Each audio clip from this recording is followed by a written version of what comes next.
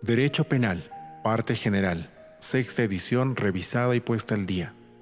Autores: Francisco Muñoz Conde y Mercedes García Arán. Primera parte: Fundamentos del Derecho Penal. Capítulo 1. El Derecho Penal Objetivo. 1. Derecho Penal y Control Social. 2. Instrumento del control social jurídico penal, Derecho Penal Material y Derecho Procesal Penal. 3. La norma jurídica penal. A. Estructura de la norma penal. A. Normas penales incompletas. B. Normas penales en blanco, remisión a otro lugar. 1. Derecho penal y control social. Hablar del derecho penal es hablar de un modo u otro de violencia. Violentos son generalmente los casos de los que se ocupa el derecho penal: robo, asesinato, terrorismo, rebelión. Violenta es también la forma en que el derecho penal soluciona estos casos: cárcel, internamientos psiquiátricos, suspensiones e inhabilitaciones de derechos. El mundo está preñado de violencia y no es, por tanto, exagerado decir que esta violencia constituye un ingrediente básico de todas las instituciones que rigen este mundo, también del derecho penal. Desde luego sería mejor, o por lo menos más agradable, que alguna vez la violencia dejara de gobernar las relaciones humanas, pero en ningún caso podemos deformar ideológicamente los hechos y confundirlos con nuestros más o menos buenos o bien intencionados deseos.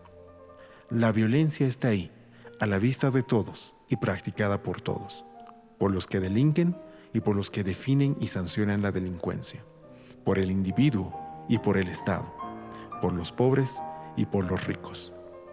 Pero no toda la violencia es siempre juzgada o valorada por igual.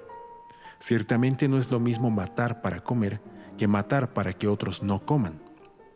Pero la violencia no siempre aparece en las relaciones humanas de una manera tan simple, sino que adopta modos y formas de expresión mucho más complejas y sutiles. La violencia es, desde luego, un problema social, pero también un problema semántico, porque solo a partir de un determinado contexto social, político o económico puede ser valorada, explicada, condenada o definida. No hay, pues, un concepto de violencia estático o ahistórico que pueda darse al margen del contexto social en el que surge. Tampoco hay una fórmula mágica, un criterio objetivo, válido para todo tiempo y lugar que nos permita valorar a priorísticamente la bondad o maldad de un determinado tipo de violencia.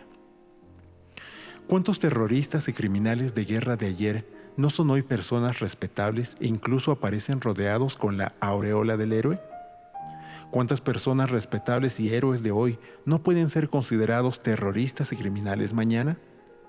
¿Dónde están las diferencias, no cuantitativas ni pragmáticas, entre el bombardeo en acción de guerra, en el que mueren miles de personas, y el atentado terrorista en el que mueren varias personas? La respuesta a estas interrogantes probablemente no se va a encontrar nunca, o por lo menos nunca a tiempo. Nada hay en este asunto que sea valorativamente neutro, y nada más difícil que valorarlo objetivamente. Nuestros juicios de valor son necesariamente subjetivos y siempre corren el riesgo de quedar superados por la realidad inexorable de los hechos. Somos hijos de nuestro tiempo, tenemos limitaciones de todo tipo y vivimos en un determinado contexto al que no podemos sustraernos, aunque sí aceptarlo, criticarlo o atacarlo. Pero dentro de estas coordenadas históricamente condicionadas, hay que dar respuesta a los problemas que, como el de la violencia institucionalizada, surgen cada día. La respuesta es evidentemente, por una u otra razón, siempre incómoda y quizá implique a veces algún tipo de riesgo no simplemente intelectual. Pero no podemos tampoco ocultar la cabeza bajo el ala y, pasando de todo, escurrir el bulto de una decisión racionalmente fundada. En el fondo es algo más que una cuestión ética. Es también una simple cuestión de simetría, de coherencia que, de acuerdo con la ideología y en última instancia con la conciencia de cada uno, obliga a dar respuesta a los interrogantes antes planteados. En el fondo es algo más que una cuestión ética, Es también una simple cuestión de simetría, de coherencia que, de acuerdo con la ideología y en última instancia con la conciencia de cada uno, obliga a dar respuesta a los interrogantes antes planteados. El derecho penal, tanto en los casos que sanciona como en la forma de sancionarlos, es pues violencia. Pero no toda la violencia es derecho penal. La violencia es una característica de todas las instituciones sociales creadas para la defensa o protección de determinados intereses legítimos o ilegítimos. La violencia es, por tanto, consustancial a todo sistema de control social. Lo que diferencia el derecho penal de otras instituciones de control social es simplemente la formalización del control, liberándolo, dentro de lo posible, de la espontaneidad, de la sorpresa, del coyunturalismo y de la subjetividad propios de otros sistemas de control social. El control social jurídico penal es, además, un control normativo, es decir, se ejerce a través de un conjunto de normas creadas previamente al efecto. Lo que sigue es, pues, una reflexión sobre el derecho penal, pero sobre el derecho penal como parte de un sistema de control social mucho más amplio, al que de un modo u otro es inherente el ejercicio de la violencia para la protección de unos intereses. También la crítica a esos intereses o a la forma de protegerlos por el derecho penal será en todo momento objeto de nuestra reflexión, teniendo siempre en cuenta que el derecho penal no es todo el control social, ni siquiera su parte más importante, sino solo la superficie visible de un iceberg, en el que lo que no se ve es quizás lo que realmente importa. 2. Instrumentos del control social jurídico penal. Derecho penal material y derecho procesal penal. Elementos comunes a todas las formas de control social son la infracción a quebrantamientos de una norma, la reacción a este quebrantamiento en forma de sanción y la forma o procedimiento a través del cual se constata del quebrantamiento y se impone la sanción. Norma, sanción y proceso son pues los conceptos fundamentales de todas las formas de control social. También en el control social que se lleva a cabo a través del derecho penal están presentes, pero como es lógico, dadas las peculiaridades de esta forma de control social, revisten unas características propias que dan lugar a disciplinas jurídicas separadas. El estudio de las normas, de las conductas que las infringen y de las sanciones aplicables a las mismas constituye el derecho penal material o simplemente derecho penal. Para una exposición ordenada y sistemática del contenido de este instrumento de control social, se distingue entre una parte general y otra denominada parte especial. En la primera se estudian, en primer lugar, los fundamentos generales de la materia, la norma jurídico-penal, su estructura, contenido y función, así como los principios que la inspiran, sus fuentes y límites de vigencia temporal, espacial y personal. Tras ello se estudia, en segundo lugar, la teoría general del delito, como infracción normativa, específicamente penal, con sus elementos, integrantes y formas de aparición comunes a cada una de las particulares infracciones delictivas. Y finalmente, termina la parte general con el estudio de las consecuencias jurídicas del delito, es decir, de las sanciones aplicables al mismo. A este último apartado le asignan algunos una cierta autonomía, configurando así una especie de derecho sancionador, en el que se incluye también el derecho de ejecución de las sanciones. Pero con autonomía o sin ella, no deja de ser un apartado más de la parte general del derecho penal. En la parte especial se estudian las particulares infracciones delictivas, homicidio, hurto, agresión sexual, falsedad documental, etc., y las sanciones específicas de cada una de ellas, agrupándolas sistemáticamente. La distinción entre parte general y parte especial es el punto de partida para una elaboración sistemática del derecho penal.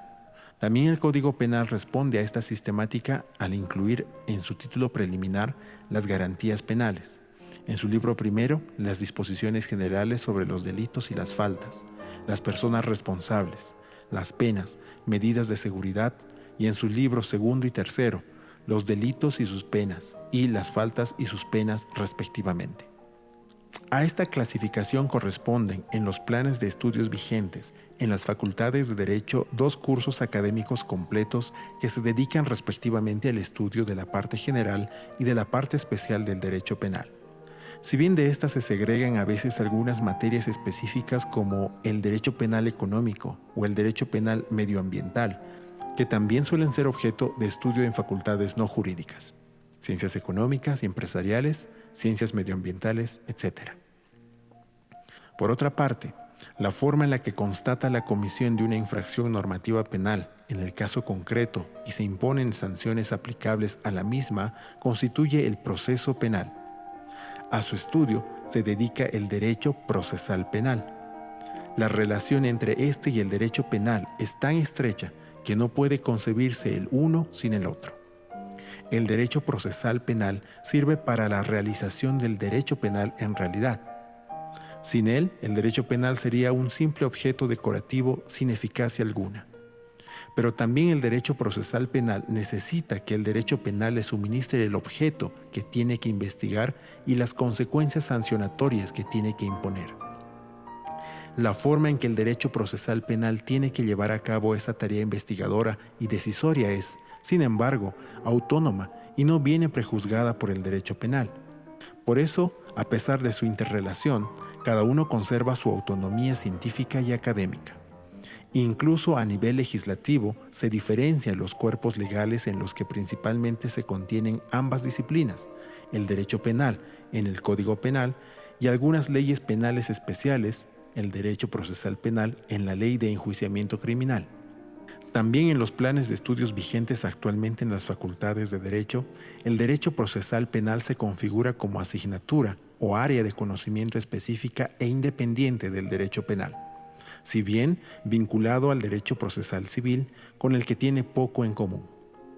Veamos ahora los fundamentos generales de la parte general del derecho penal. 3. La norma jurídica penal.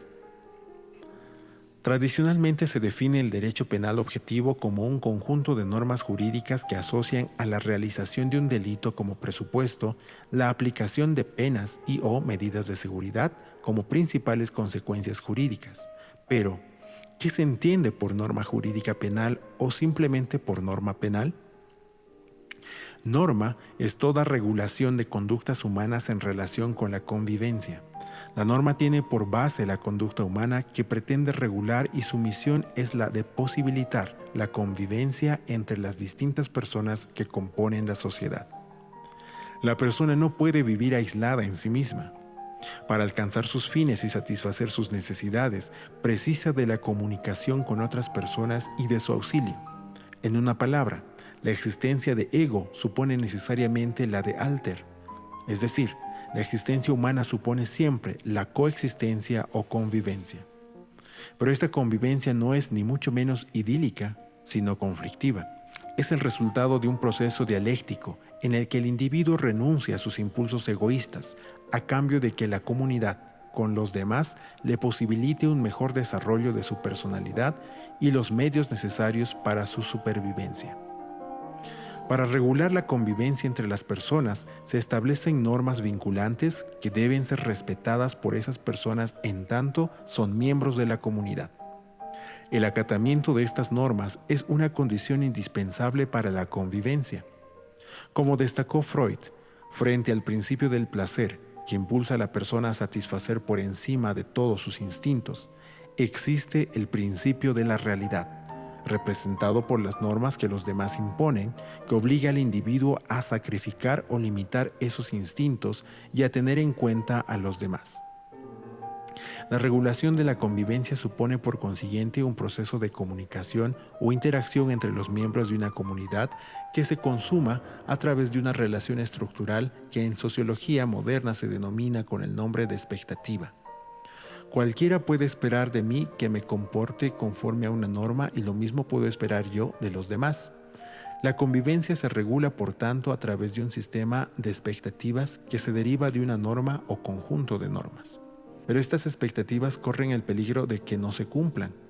Por las razones que sean, muchas veces se frustran, surgiendo entonces el problema de cómo pueden solucionarse esas frustraciones o en la medida en que esas frustraciones sean inevitables, de cómo pueden canalizarse para asegurar la convivencia. El sistema elegido para ello es la sanción, es decir, la declaración de que se ha frustrado una expectativa y la consiguiente reacción frente a esa frustración. Una peculiaridad de ese tipo de normas es, por tanto, su carácter contrafáctico, es decir, su vigencia no se modifica en nada por el hecho de que sean incumplidas. Más bien, sucede lo contrario, su incumplimiento y la consiguiente sanción confirman su necesidad y vigencia. En cualquier tipo de sociedad, por primitiva que ésta sea, se dan una serie de reglas, las normas sociales, que sancionan de algún modo segregación, aislamiento, pérdida de prestigio social, etc., los ataques a la convivencia. Estas normas sociales forman el orden social. Históricamente, este orden social se ha mostrado por sí solo como insuficiente para garantizar la convivencia. En algún momento histórico, se hizo necesario un grado de organización y regulación de las conductas humanas más preciso y vigoroso. Nace así, secundariamente, la norma jurídica que, a través de la sanción jurídica, se propone conforme a un determinado plan dirigir, desarrollar o modificar el orden social. El conjunto de estas normas jurídicas constituye el orden jurídico. Titular de este orden jurídico es el Estado. Titular del orden social, la sociedad.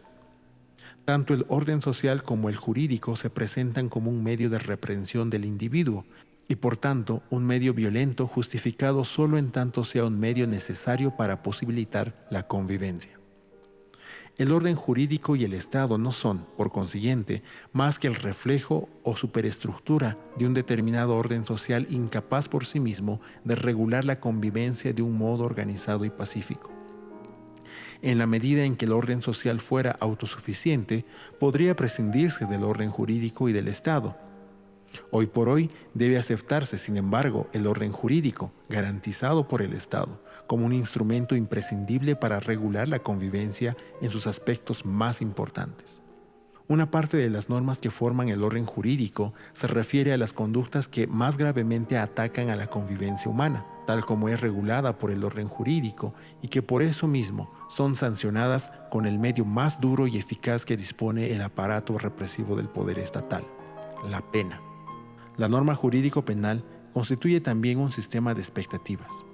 Se espera que no se realice la conducta en ella prohibida y se espera igualmente que, si se realiza, se sancione con la pena en ella prevista. La realización de la conducta prohibida supone la frustración de una expectativa y la consiguiente aplicación de una pena. La reacción frente a esa frustración. Estructuralmente, la norma penal no difiere en nada, por tanto, de cualquier otro tipo de norma social o jurídica. Su contenido, en cambio, sí es distinto del de las demás normas, porque la frustración de la expectativa en la norma penal debe ser un delito y la reacción frente a ella una pena, y en determinados casos lo que se llama una medida de seguridad que se aplica alternativa o juntamente con la pena. La responsabilidad civil, reparación e indemnización del daño producido puede ser también una consecuencia jurídica del delito y de hecho se regula en el Código Penal, pero se rige por principios distintos y cumple funciones diferentes, así que podemos dejarla fuera de nuestra consideración en estos momentos. A. Estructura de la norma penal. Como toda norma jurídica, la norma penal consta de un supuesto de hecho y de una consecuencia jurídica. La diferencia entre la norma penal y las demás normas jurídicas radica en que la norma penal, el supuesto de hecho lo constituye un delito y la consecuencia jurídica una pena y o una medida de seguridad. Prototipo de una norma penal es el artículo 138. El que matare a otro será castigado como reo de homicidio, con la pena de prisión de 10 a 15 años.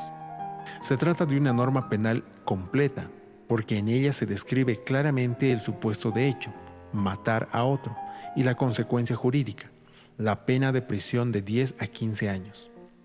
Pero no debe confundirse norma penal con artículo del Código Penal. Normalmente pueden coincidir, Pero otras veces el supuesto de hecho y la consecuencia jurídica se encuentran repartidos en diferentes artículos del Código. Cuando los artículos entre los que se reparte el supuesto de hecho y la consecuencia están en inmediata conexión dentro de la misma sección o capítulo, tampoco hay dificultad en considerar también a estos casos como normas penales completas. Así ocurre, por ejemplo, con los artículos 238 y 240. En el primero se definen los distintos supuestos de hecho de robo con fuerza en las cosas y en el segundo se contiene la sanción que le corresponde. Sin embargo, no siempre se encuentran tan claramente en la configuración legislativa de la norma penal esta sencilla estructura. Muchas veces, para completar el supuesto de hecho o la consecuencia jurídica, hay que acudir a distintos artículos del Código Penal que no están en inmediata conexión o incluso a una norma jurídica de carácter extrapenal. Esto plantea dos problemas, el de las normas penales incompletas y el de las normas penales en blanco. A. Normas penales incompletas. 1. Normas penales incompletas o dependientes son aquellos preceptos que solo tienen sentido como complemento o aclaración del supuesto de hecho o de la consecuencia jurídica de una norma penal completa.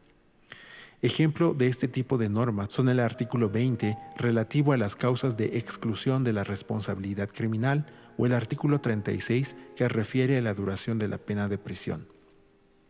Si se analiza cualquiera de las causas descritas en el artículo 20, se observa que en ellas no se hace referencia expresa al supuesto de hecho concreto de una norma penal completa. Dice así, por ejemplo, el artículo 20. Están exentos de responsabilidad criminal.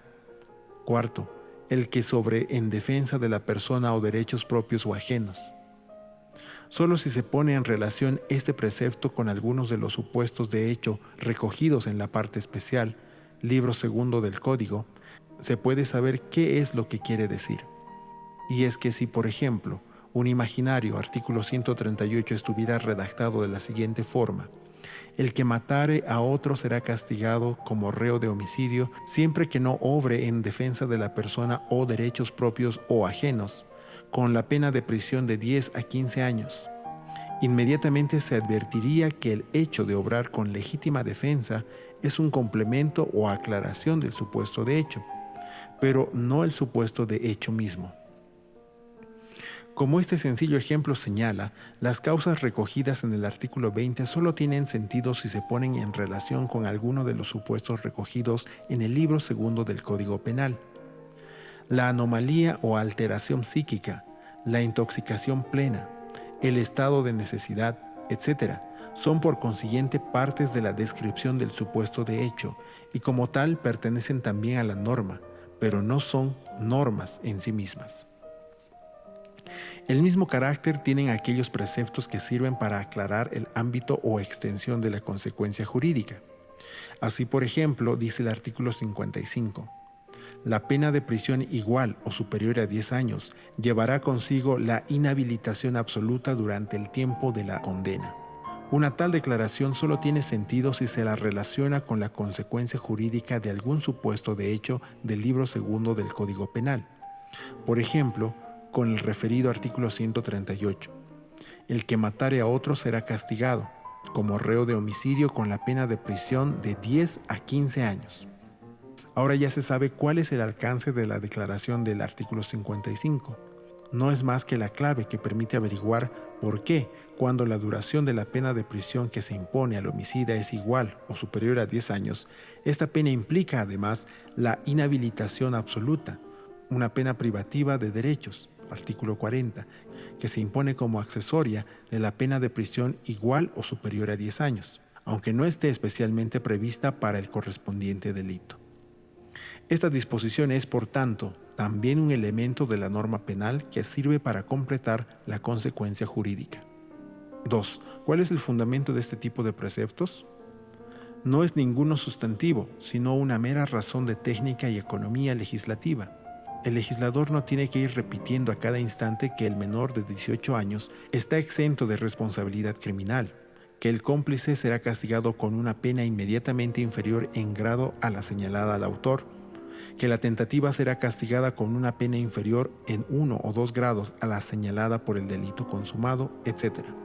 Para evitar estas repeticiones, ha ido elaborando una especie de catálogo de hechos que frecuentemente modifican el supuesto de hecho o la consecuencia jurídica que sirve para aclararlos, etc.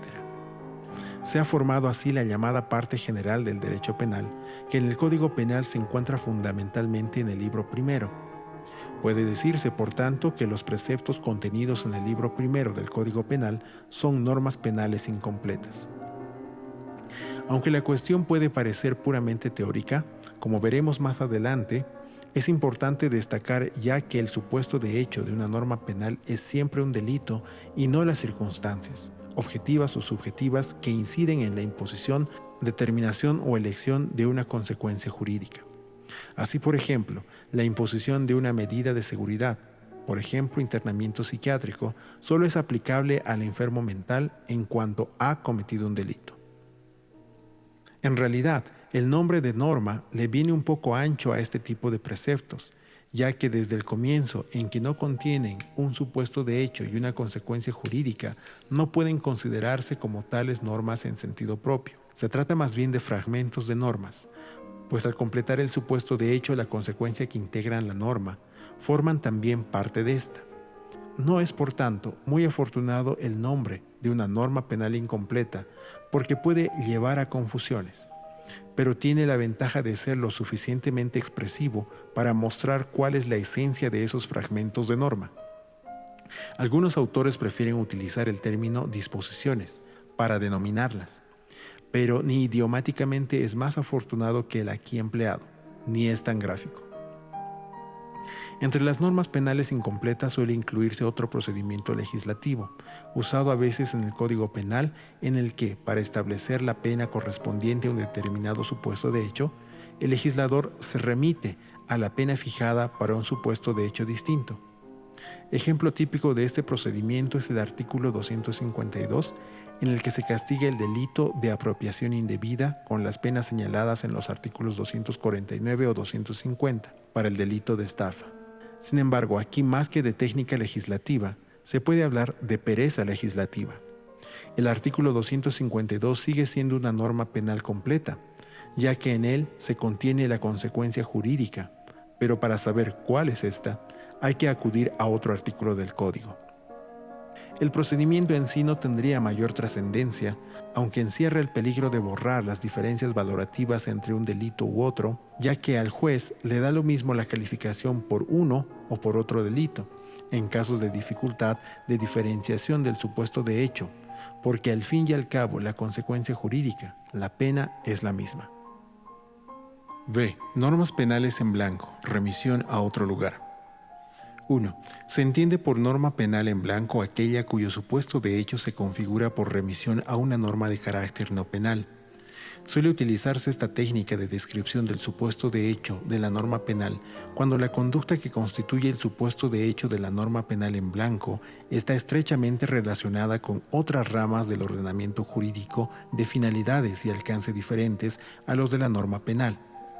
La regulación de determinadas actividades peligrosas para la sanidad de un país, su orden económico, el medio ambiente, etc., por solo citar los sectores en los que se da más frecuentemente este tipo de técnica legislativa, está fuertemente condicionada por las circunstancias histórico-sociales concretas. La actividad legislativa en estos sectores es incesante. A una ley sigue otra, que poco después la modifica, un reglamento que la desarrolla, etc. Si se incluyera estas conductas que forman el supuesto de hecho de la norma penal en la redacción de la norma penal misma, habría que estar reformando continuamente esta so pena de quedar prácticamente sin aplicación. Para evitar este deterioro legislativo de la norma penal, surge la norma penal en blanco. Esta existe independientemente de que el acto, a través del que se consigna el supuesto de hecho, tenga origen legislativo o proceda de una autoridad administrativa. Esto es accesorio. Es más, el que un tal supuesto de hecho se determine por una ley o por un reglamento es muchas veces accidental. Un claro ejemplo de ello se da en el artículo 325, que castiga al que con determinadas conductas en él descritas, contraviniendo lo dispuesto por las leyes u otras disposiciones de carácter general protectoras del medio ambiente, pueda perjudicar gravemente el equilibrio de los sistemas naturales. El hecho de que una vez sea una ley la que determine el supuesto de hecho y otra un reglamento no debe llevar a negar el carácter de norma penal en blanco de estos preceptos cuando la regulación del supuesto de hecho se encuentra en una ley, o afirmarlo solo cuando se dé una infracción reglamentaria. La norma penal en blanco, una vez completada, es tan norma penal como cualquier otra. Desde un punto de vista meramente estructural, la norma penal en blanco no plantea, por consiguiente, especiales dificultades. El supuesto de hecho consignado a la norma extrapenal pertenece a la norma penal, integrándola o completándola. Pero materialmente, el uso o abuso de este procedimiento técnico legislativo dificulta extraordinariamente la labor del penalista, no solo porque se ve remitida a ámbitos jurídicos que le son desconocidos o que por lo menos no conoce tan bien como el penal propiamente dicho, sino también porque el distinto alcance y contenido de la norma penal respecto a las demás normas jurídicas produce una discordancia entre las normas penales que no ayuda en absoluto a la certeza y seguridad jurídicas. Por otra parte, la norma penal en blanco supone muchas veces una infracción del principio de legalidad y del de la división de poderes estatales que le sirve de base, al permitir que el carácter delictivo de una conducta pueda ser determinado por una autoridad que, constitucionalmente, no está legitimada para ello. El tema incide, pues, en la problemática del principio de legalidad y allí será estudiado.